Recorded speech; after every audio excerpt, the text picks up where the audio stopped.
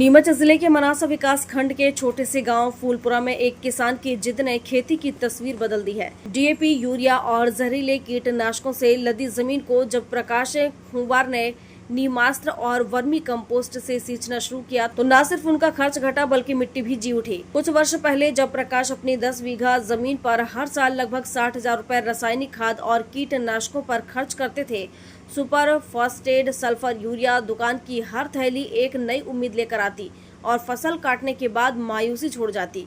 मिट्टी की ताकत घट रही थी और लागत बढ़ती जा रही थी। 3 साल पहले प्रकाश संस्था सॉलिडेरिडाड से जुड़े यहाँ पुनर्योजी कृषि पर आयोजित प्रशिक्षण ने उनकी सोच ही बदल दी।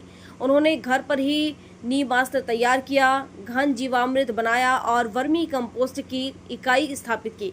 खास बात यह है कि वे स्वयं इसमें जीवामृत मिलाते हैं और कंपोस्ट को नियमित रूप से नम बनाए रखते हैं ताकि जमीन में पनपने वाले सूक्ष्म जीव जीवित रहें।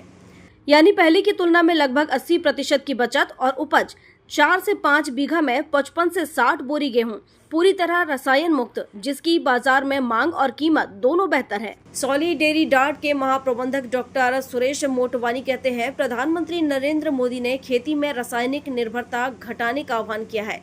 भारत यूरोपीय संघ की साझेदारी के अंतर्गत कार्यक्रम में हम किसानों को पुनर्योजी कृषि से जोड़ रहे हैं। प्रकाश खुंबार इस अभियान के अग्रदूत बन गए हैं।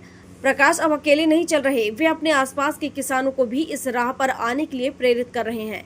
उनका सीधा संदेश है, धीरे धीरे रसायन छोड़ो, अपनी मिट्टी को पहचानो, खेती खुद फायदेमंद बन जाएगी। नीमच से शब्बीर हुसैन की रिपोर्ट।